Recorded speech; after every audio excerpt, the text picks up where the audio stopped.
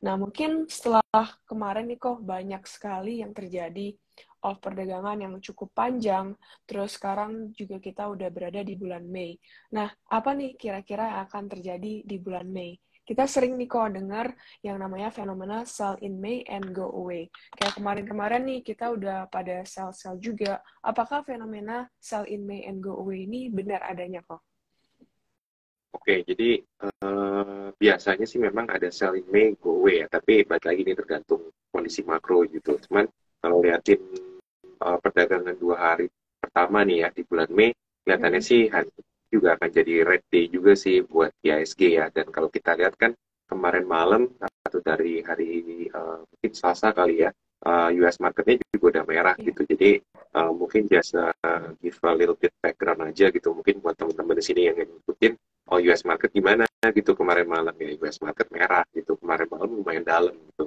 Nah ini kan penyebabnya kita tahu lah, over the weekend kan ada First Republic Bank yang dibeli JP Morgan ya gitu. Nah ini kalau kita lihat di perdagangan kemarin malam, kita lihat juga banyak bank yang lain itu merah juga gitu, terutama bank-bank second tier ya kalau di US. Jadi kalau di sini anggapannya bukan kayak big four banks nih, anggapannya kayak BPR, banyak yang merah gitu karena sebenarnya ada ketakutan bahwa ada liquidity problem sebenarnya di US.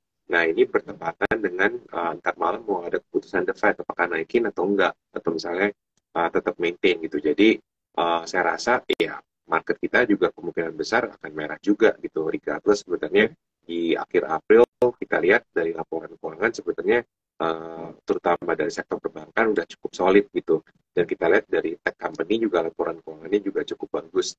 Jadi sebenarnya sih kalau menurut saya biasanya Mei itu kan memang ada selling Mei go away, tapi nggak necessary selalu ada gitu. Nah mungkin kalau kita sih kasusnya mungkin bisa merah juga gitu karena baik lagi katalisnya juga lagi nggak ada. Kemudian juga kalau kita lihat nanti daya beli masyarakat, kemungkinan besar after lebaran turun nih. Kan kemarin teman-teman di sini pasti habis THR-an, habis bonus, duitnya udah habis lah ya. Jadi ekspektasi sebenarnya di bulan Mei itu ya pasti akan ada penurunan daya beli gitu. Jadi untuk IHSG sendiri menurut saya pasti akan susah keluar dari trading range di sekarang ini gitu. Nggak mungkin break di 7.000 gitu melihat dari kondisi makronya. Unless kita lihat Fed akan turunin suku bunga, which is menurut saya unlikely karena ini kan credibility gitu. Fed udah naikin suku bunga, terus sekarang walaupun kita lihat bank-bank di US ini udah berdarah-darah, tapi menurut saya sih unlikely sebenarnya untuk Fed ini nurunin suku bunga at this time around gitu. Karena kalau melihat data makroekonomi yang lain, data makroekonominya juga masih menunjukkan adanya penguatan ekonomi, masih ada penguatan inflasi, masih ada tekanan dari harga oil gitu. Jadi saya rasa kondisinya cukup sulit ya untuk penurunan suku bunga dan ini bisa menyebabkan marketnya juga masih menjadi merah gitu. Mungkin di bulan Mei. Oke. Tapi kalau misalnya kita flashback nih kok ke beberapa tahun belakang, untuk Mei itu on average return-nya itu emang IHSG-nya itu selalu merah atau bagaimana kok? Coba saya sih sebenarnya nggak ingat ya, bentar. Cek dulu, cek dulu. Kalau seasonality biasanya ya kok ya? Seasonality sih di bulan Mei kalau kita lihat dari 4 tahun terakhir selalu merah ya. Kita Mm-mm. lihat di 2023, oh ya ini kan masih awal bulan ya, tahun lalu merah. 2021 juga merah. 2020 naik ini, tapi baik lagi 2020 itu naik karena basically ini rebound COVID kan. Teman-teman tahu sendiri lah. Kalau dari periode April 2020 sampai periode Juli 2020 itu teman-teman make money dari market gampang banget kan. Ini kalau Iya, kita lihat betul. returnnya double digit terus nih. Nah, mulai dari tahun 2021 sampai sekarang justru market makin susah. Ya, mungkin 2021 masih sedikit enteng lah ya. Cuman kalau kita lihat dari 2023 ini, 2022 akhir lah sampai 2023 marketnya makin susah. Which is menurut saya kalau kita lihat marketnya udah merah begini, terutama dari big banks ya udah merah di awal bulan, kemungkinan besar marketnya akan merah. Tapi baik lagi sebenarnya nggak usah takut kalau misalnya kalau teman-teman investnya di big cap gitu kayak banks gitu, hasil banks kan bagus gitu. Jadi kalau lihat sebenarnya kayak BCA Mandiri merah, ya justru sebenarnya nggak usah takut untuk jual, justru saatnya beli gitu. Cuman belinya kapan? Ya nggak ada yang tahu timingnya karena balik lagi timing the market itu susah banget apalagi di market yang sangat volatile kayak gini gitu. Jadi kemungkinan besar sih probability-nya bulan Mei ini akan menjadi bloody, bloody month ya buat IHSG juga. I see. sih. Oke. Menarik nih kok. Tadi Koko juga sempat mention kalau di saat blood demand ini, itu saatnya kita ambil di bawah, beli di bawah gitu kan kok. Nah, kalau dari perspektifnya Koko, sektor apa sih yang menarik untuk kita serok waktu merah atau untuk kita koleksi itu apa aja kok untuk sektornya? Oke, kalau dari kita sih sebenarnya on the fundamental basis ya, not on technical. Mungkin banyak teman-teman rasanya nih, wah technical nih gimana gitu ya. Lagi-lagi technical, kalau di market lagi kayak gini memang agak-agak sulit gitu. Jadi yang kita bisa percaya sebenarnya dibandingin dengan technical ya fundamental gitu. Karena fundamental nggak pernah bohong. Tapi kalau technical ya pasti ada misalnya, karena kan kalian akan coba timing the market kan gitu. Nah kalau untuk fundamental sih tetap ya sektor yang paling perform sebenarnya dari banking. Kita lihatnya banking kayaknya BCA, Mandiri, even BNI sebenarnya nggak ada masalah sama sekali gitu karena liquidity masih berlimpah.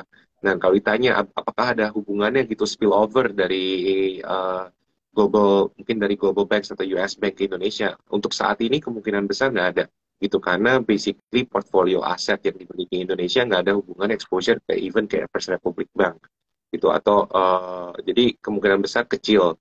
Nah, yang kemungkinan terjadi sebenarnya kalau misalnya nanti banyak bank collapse itu di US, adalah yang terjadi ya benar-benar bisa terjadi global financial crisis. Tapi balik lagi global financial crisis ini terjadi kalau systemic bank yang kena.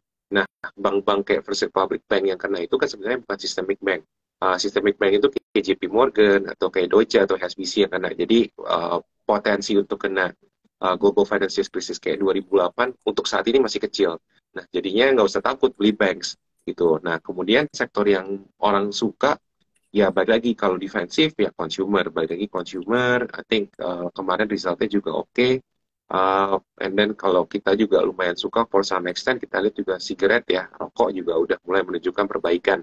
Jadi kalau ditanya, tapi apakah orang dengan cukai naik terus orang beli rokok, story-nya udah bukan volume yang turun, tapi story-nya adalah profitability gitu. Jadi sebenarnya on rokok, I think it's quite defensive at the moment karena balik lagi fokus mereka profitability bukan sales volume gitu. Kemudian I think telco for some extent mungkin lebih ke telkom ya dibandingin dengan mungkin Excel, mungkin nanti kita juga lumayan suka Indosat gitu. Jadi tetap sih pilihannya lebih di big caps, mungkin for some extent kita bisa cari saham-saham yang dividennya juga lumayan besar seperti kayak Coal ya. I think we are expecting kayak Coal ini juga cukup lumayan sebenarnya untuk dividen tahun ini gitu karena harga coal masih di atas dan harga coal juga lagi cukup murah gitu. Jadi kalau teman-teman yang mau panennya tahun depan ya mungkin bisa dikolek ya coalnya gitu. Kalau ditanya naiknya cepat atau enggak ya sama coalnya nggak terbang ya nggak terbang. Tapi kelihatannya sih dividennya juga cukup lumayan gitu. Untuk retail uh, agak-agak tricky nih karena bagi lagi tadi kan saya udah bilang gitu bahwa duit udah habis di bulan udah buat THR-an. Nah, kemungkinan besar pasti Mei penjualan pasti akan turun ya. Jadi kalau nanti akan ada berita-berita bahwa penjualan retail turun, kepercayaan confidence index turun ya itu wajar gitu karena kan duit udah habis semua gitu. Jadi mungkin lebih agak netral ke sana sih gitu. Jadi ya balik lagi saya ulang mungkin bank, telco terutama Telkom dan ISAT, kemudian juga kita lihat bisa cool untuk dividend play. Kemudian juga ada healthcare, kemudian juga ada sigaret, ada rokok. Ini bisa menjadi sektor-sektor pilihan kamu untuk investing. Baik lagi, kalau trading susah, udah invest aja gitu. Ngapain pusing-pusingin gitu, kita lihat chart terus, tiba-tiba salah terus gitu. Jadi, I think it's a good timing to unwind your position and then looking back. Ya, kita kalau misalnya marketnya susah, ya udah sabar-sabar aja gitu. Marketnya nggak kemana-mana juga anyway. Betul, betul. Oke, noted kok. Jadi untuk sektor-sektornya, ingat ya teman-teman ya, ada banking, consumer play seperti rokok, terus juga ada telkom untuk Telkomsel dan ISAT, dan dividend play seperti coal. Dan mungkin selanjutnya nih kok, kita agak lanjut dulu ke topik selanjutnya itu adalah tentang pemilu kok. Indonesia kan akan serentak nih melakukan pemilu di 2024. Nah, potensi untuk bonus konsumsi di Indonesia untuk perputaran dana itu ada di sekitar 170 triliun rupiah selama pemilu. Nah, kalau menurut Koko, dari periode ini, sektor apa yang diuntungkan dan sektor apa sih yang sebenarnya dirugikan kok? Oke, kalau untuk pemilu, baik lagi. Pemilu sebenarnya it's good for our economy gitu. Jadi kalau it's good for our economy, ya baik lagi banking. Karena kan sumber semuanya di bank ya. Jadi duitnya ngalir ke bank. Jadi banks, saya udah nggak perlu ngomong lagi. Kayaknya itu harus wajib dipunyai teman-teman kalau misalnya mau investing untuk tahun depan. gitu. Kemudian kalau untuk sektor yang pasti akan menerima benefit dari kayak duit pemilu, ya balik lagi rokok pasti menjadi salah satu benefitnya karena balik lagi orang Indonesia masih suka ngerokok ya, walaupun harga rokok mahal, volume udah turun, tapi masih bisa beli rokok.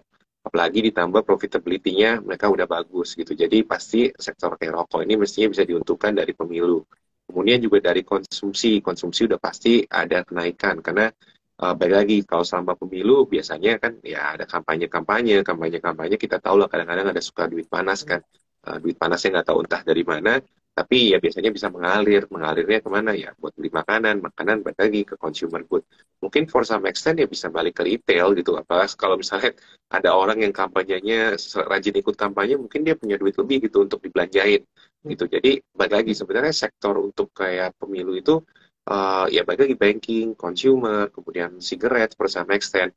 Kalau zaman dulu sih di bawah tahun 2014 kayak ini ada impact ke media gitu. Cuman kalau kita lihatin sektor media di tahun 2022 kayaknya agak totally a different play compare to mungkin 10 tahun yang lalu ya. Kalau saya lihat mungkin dari 2013-2014, kalau dulu orang kampanye banyak di TV gitu. Kalau sekarang orang kampanye banyak di TikTok, banyak di IG, banyak di live, banyak di ya di TikTok. Jadi ya baik lagi expand-nya itu nyambungnya banyak eh, ke ke ke internet gitu. Nah, untuk saat ini kita lihat sebenarnya nggak ada ini sih, belum ada sektor proxy sebenarnya untuk kayak advertising media di internet gitu. Jadi unfortunately kita nggak bisa main pemilu ini lewat media gitu. Cuman I think kita lihat sebenarnya kayak consumer should be beneficial lah buat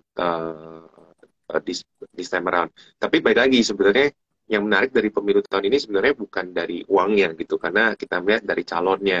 Kalau lihat dari calonnya sebenarnya kan yang udah nyalonin diri adalah Ganjar yang notabene ini kan sebenarnya yang nempel lah ya ke rezim sekarang gitu. Jadi dan kemudian terbesar keduanya adalah Pak Prabowo gitu yang juga berada di koalisi gitu. Jadi saya nggak tahu story-nya gimana, tapi kalau misalnya kedua orang ini yang running, ya either way menurut saya sih akan terjadi business continuity ya.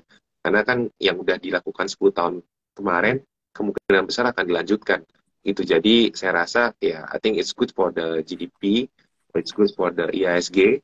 Cuma baik lagi kondisi makronya lagi nggak menentu gitu. Cuman nggak perlu khawatir gitu. Selama big four banks kita nggak collapse, I don't think kayak the spillover from the banking crisis di US itu bisa masuk ke Indonesia.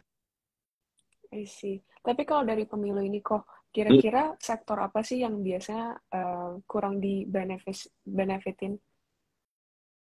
Hmm. Kalau kurang di benefit sih biasanya ya balik lagi mungkin construction ya menurut saya gitu karena kan nggak mungkin orang mau spend infra ya di tahun pemilu biasanya begitu gitu cuma tergantung lagi story-nya waktu 2014 nggak tahu teman-teman udah ada di sini atau belum. Kalau 2014 waktu itu pas pemilu pertama kali Pak Jokowi justru sektor infranya gitu karena dari apa wacana Pak Jokowi waktu itu kan memang fokus ke infrastruktur ya. Kalau sekarang kita lihat sebenarnya fokus Pak Jokowi masih ngebangun gitu, cuman nggak gila-gilaan kayak 2014 gitu. Walaupun ada sektor yang benefit kayak jasa marga atau misalnya kayak karya-karyaan, tapi magnitude-nya udah nggak sebesar tahun 2014 dan even 2019 gitu. Nah, tapi fokus Pak Jokowi dan Pak Jokowi tahun ini kan sebenarnya lebih ke arah kayak downstreaming ya atau ke industrialisasi gitu. Jadi saya rasa karya-karyaan mungkin agak nggak terlalu benefit ya di tahun 2023 2024 ini gitu. Jadi saya rasa mungkin perlu dihindarin sih, apalagi kita lihat kemarin sempat ada kasus hukum, kemudian juga dari kenaikan bunga yang juga belum turun, kita lihat juga dari pipeline project-project ini juga masih banyak yang belum kekejar. Jadi saya sih nggak gitu favorable terhadap sektor karya, beda banget sama sektor-sektor mungkin karya di 2014 ya. I see. Oke. Thank you, kok. So, mungkin terakhir nih kok aku pengen nanya untuk pertanyaan terakhir. Yaitu, kan ada ini ya kok, fenomena di Mei itu adalah sell Hmm. in May. Terus kembali lagi tuh di September, wake me up at September end. Itu kalau fenomena ini benar nggak sih kok? Jadi kita mendingan sell in May, terus baru balik lagi, aktif lagi di pasar saham itu di September. Kalau lihat tahun 2022 sih bener sih, pas kemarin Mei-nya jualan, Juninya hancur gila-gilaan. September juga masih minus, Oktober baru bisa trading lagi gitu. Kalau lihat 2022 sih sebenarnya performanya Indonesia juga, sorry, 2022 kayaknya, sebentar, saya cek ya. Sorry, saya lihat.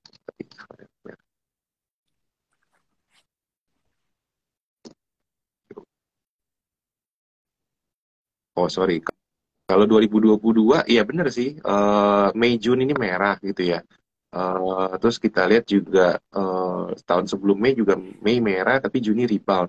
2020, ya teman-teman masih masih oke lah 2022 ini. Jadi saya rasa masih ya, bisa dibilang benar, tapi kondisi makronya kan kita nggak bisa tebak ya. 3 bulan ini kan susah banget gitu. Jadi baik lagi lihat man by man. Kalau misalnya teman-teman capek ngikutin beritanya, ya udah invest aja di yang saham yang teman-teman percaya aja gitu. Timing the market, even for the pro aja susah banget gitu. Kita mau coba timing the market gitu. Jadi ya I think has to be patient, dan kecenderungannya Mei memang merah, Juni bisa merah, tahun lalu sih merah ya. Juli Juli positif gitu. Jadi ya kemungkinan besar mungkin Juni-Juli kali baru market kita mungkin improving. Sih, berarti lebih ke sepi sentimen juga ya, Ko ya? Ya lagi sekarang sih lagi sepi sentimen kan, Lebaran udah kelar Mm-mm. story-nya gitu. Mm. Apalagi gitu story-nya IPO gede udah keluar gitu. Jadi uh, uh, ya mesti tunggu story lain, ya tunggu story lain kan ya day by day ya gitu. Jadi hopefully ya, I think the next big catalyst ya, mungkin US debt ceiling ini dinaikin, kemudian juga Fed pivot. Nah, kalau Fed pivot ada kemungkinan besar Indonesia turunin interest rate, kan turunin interest rate ya I think should be benefit for the Indonesian economy as a whole ya. I see. Oke. Oke, thank you so much Ko Andre untuk sharingnya pada hari ini di Bestok. Dan mungkin kita bakal kembali lagi ya teman-teman di next month. Jadi pantengin terus aja IG-nya BCA Sekuritas untuk info-info terupdate-nya. Dan Bestok akan diadakan setiap bulannya dan akan di-share di story. Dan aku Ini ada juga pertanyaan banyak... di parent, Oh iya, gimana tuh Ko? ada yang nanya nih. Hmm, Oh, ada yang nanya tapi tentang ini kok, tentang banking. ya boleh. Oke, ada yang nanya dari Yan Slim, mau tanya tentang BBRI dan BMRI kok. Boleh tahu nggak Hmm. view-nya? Oke, I think kalau untuk BBRI sama BMRI, menurut saya ini one of the, jadi big four banks ya, jadi BCA, Mandiri, BRI, BNI, ini sebenarnya ya 4 bank yang kalian layak investasi lah. Untuk BRI, kelihatannya investor asing juga udah lumayan quite confident ya sama BRI gitu, karena kan kemarin kalau story tahun lalu itu selalu bicaranya BRI itu mau shift dari KUR ke misalnya Kupedes ya, atau misalnya non subsidized loan gitu. Nah, sebenarnya banyak investor yang ragu tuh pada awal dia, cuman kelihatannya di tahun 2023 ini orang udah mulai balik percaya gitu. Jadi I think masih benefit lah, dan kita lihat memang mereka udah bisa shift dari subsidized loan ke non subsidized loan. Kemudian juga mereka mengurangi porsi dari corporate komersialnya ini. Corporate komersial larinya ke Mandiri, dan kita lihat Mandiri udah bagus juga performance-nya. Apalagi Mandiri ini mereka mencoba improve become like a transaction banking like BCA, cuman di BUMN ecosystem. Nah, kita udah lihat lah untuk Mandiri ini kan, Living ini kan juga udah cukup bagus ya app-nya. Jadi saya rasa dengan kombinasi ekosistemnya cukup baik, mestinya Mandiri oke juga. Dan kalau kita lihat dari net profit growth kemarin, masih plus 20% ya untuk Mandiri gitu. Inline sama konsensus, dan semua big banks ini inline sama market expectation ya. Jadi kalau turun banyak sebenarnya it's time to collect sih, bukan it's time to sell gitu. Jadi saya rasa story-nya untuk big four banks selama nggak ada krisis global, mestinya sih fine-fine aja karena liquidity mereka masih cukup bagus. Secara rasio kecukupan modal juga masih cukup tinggi dibandingin dengan bank-bank di develop market gitu. Jadi should be okay. Oke, thank you kok. Ini ada pertanyaan selanjutnya dari Henny yang mau bertanya tentang ASI hari ini kok. Boleh tahu nggak view dari kok? Kalau ASI sih sebenarnya baik lagi ya, ini big cap ya, ASI juga kemarin udah sempet naik banyak gitu. Jadi saya rasa story-storynya udah price in. Kalau ditanya naik lagi atau enggak, saya rasa akan limited upside gitu.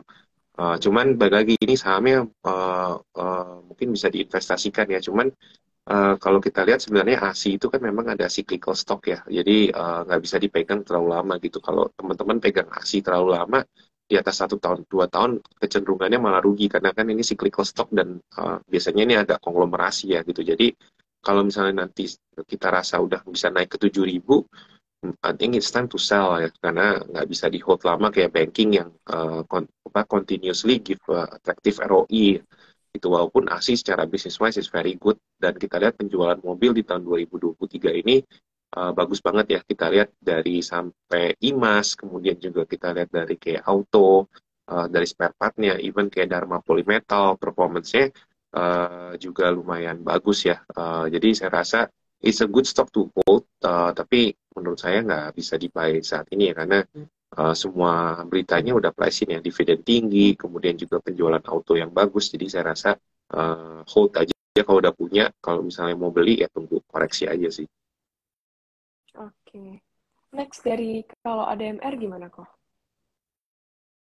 Nickel ya, I Iya. think ya nickel overall sebenarnya I think kayak this base metal ini agak terganggu dengan global growth ya, karena global growth ini resikonya untuk masuk recession lagi cukup tinggi ya. Jadi saya rasa untuk nickel story, kemudian untuk base metal ini nggak akan kemana-mana sih for the time being ya.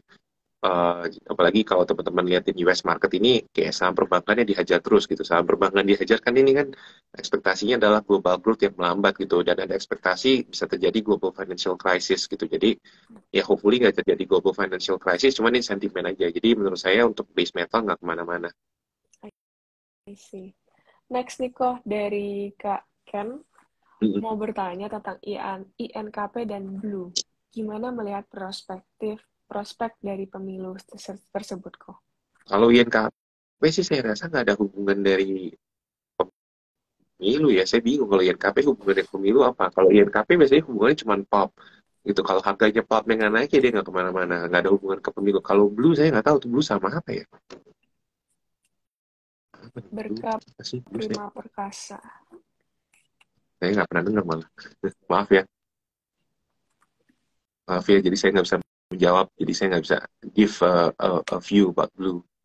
Oke. Oke. Oke kok. Mungkin Nah satu lagi mungkin kali. ya terakhir nih kok ada yang bertanya tentang Sentra Tama. Wah, Sentra Tama tower-toweran ya. Mm-mm. Tower-toweran Sen ini kan yang paling kecil ya. Jadi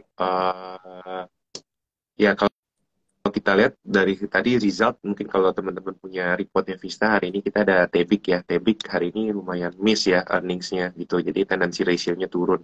Itu seingat saya juga Sen juga nggak terlalu melakukan banyak gitu. Dan secara valuasi Sen lumayan quite pricey sih gitu. Kalau untuk ngomongin tower-toweran ya. Kalau tower-toweran sih saya cuma lihatnya sekarang tiga aja sih. Apa Tower, MTEL sama Tebik gitu. Untuk Tebik valuasi agak mahal gitu. Jadi pilihannya sebenarnya yang the largest kan MTEL. MTEL kita lihat performanya juga cukup bagus dan ini lumayan menjadi core-nya si Telkom ya. Dan yang paling murah sebenarnya Tower gitu. Jadi pilihannya itu aja. Kalau untuk Moratel nggak kurang liquid ya. Jadi dan itu semua berhubungan dengan ekosistem friend gitu. Kalau saya sih percaya cuman ya Tower, Tebik sama MTEL gitu karena mereka adalah provider tower terbesar untuk kayak ISAT, Excel sama Telkom gitu. Jadi kita percaya yang gede-gede aja lah. Kalau untuk fan, ya secara competition, secara market competition is not as big kayak tower, TB, Excel sama Telkomsel sama Indosat di combine gitu. Jadi growth story-nya juga pasti nggak akan sekenceng big three operators ya. Oke. Terakhir nih kok. Oke, Terakhir banget dari Mang boleh Teddy. boleh. Hmm. Kau mau bahas tentang UNVR sama si Dodong. UNVR ya. UNVR kemarin resultnya bagus. Ya balik lagi, ini kan sebenarnya kalau kita lihat dari UNVR kemarin story-nya adalah raw material turun ya. Cuman kan kita tahu raw material itu paling banyak sebenarnya kan dari CPO. Nah ini CPO yang is quite interesting sih, karena udah mulai ada story-story El Nino nih. Gitu. El Nino-nya belum ada sih, cuman ada story-story El Nino gitu. Dari pengalaman saya ngeliatin kelapa sawit sih, ketika ada El Nino kejadian, biasanya sih harga CPO-nya naik gitu. Nah, cuman saya nggak tahu timingnya kapan gitu. Tapi once the CPO price naik, biasanya ini akan impact ke consumer good gitu. Akhirnya marginnya tertekan.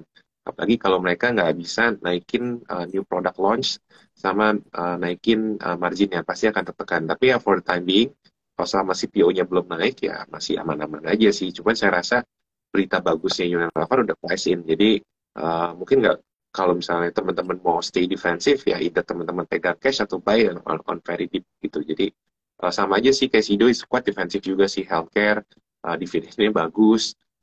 Cuman balik lagi kadang-kadang tuh kayak Sido ada ya nyambung-nyambung sama kayak COVID-COVID gitu ya. Jadi kayak udah lewat kan story COVID gitu. Jadi kalau ngomongin story consumer sih menurut saya lebih menarik UNVR atau sekalian ICBP. Biasanya ICBP pas pemilu naik juga kalau teman-teman perhatiin gitu. Karena kan suka-suka bagi-bagi sembako lah, inilah gitu. Jadi ada sentimen itu sih. Jadi ya, I think for the consumer yang kita liatin sih benar-benar Mayora, ICBP, Unilever, ya Sido kecil sih. Atau mungkin sekalian yang healthcare, Kalbe Pharma gitu. Cuman ya it's a good company lah to have. Oke, itu ya teman-teman. Itu dari Mang Teddy. Oke, thank you kok Andre untuk sharingnya. Dan mungkin pertanyaan dari Mang Teddy tadi menjadi pertanyaan terakhir untuk best pick kita. Dan teman-teman, thank you so much yang udah join ke IG Live kita. Dan teman-teman pantengin aja terus di IG-nya BCA Sekuritas, kita bakal update infonya. Dan kalau misalnya ada best pick lagi, kita akan share juga di IG Story. Dan untuk IG Story ini, IG untuk best pick ini kita akan adakan setiap bulannya. So, thank you so much once again untuk Ko Andre dan teman-teman yang udah join. See you in another segmen, teman-teman. Bye-bye. Thank you, Ko.